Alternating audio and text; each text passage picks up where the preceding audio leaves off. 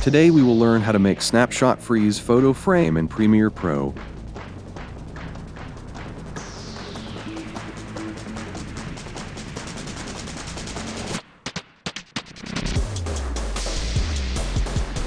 Drag and drop the video into the timeline and choose the point of the photo effect and place the navigator there.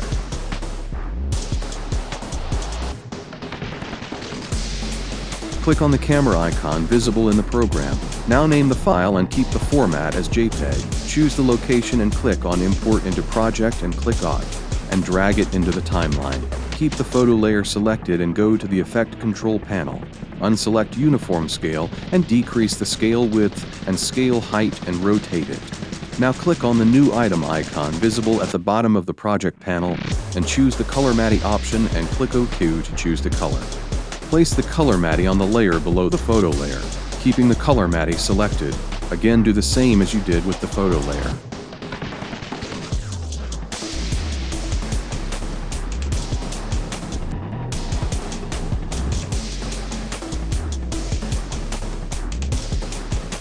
Now select both the photo layer and the Color Matty and right-click with the mouse. Choose the Nest option and click OK.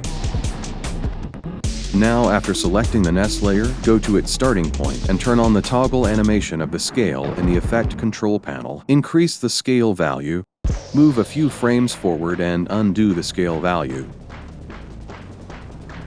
Now, cut the video layer below the nested layer from both sides with the razor tool. Now go to the Effects panel and drag and drop the Gaussian blur effect on the cut layer, and then increase the blurriness of the Gaussian blur from the Effect Control panel.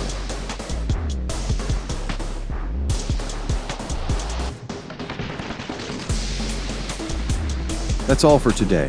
If you liked the video, then do like and subscribe to the channel.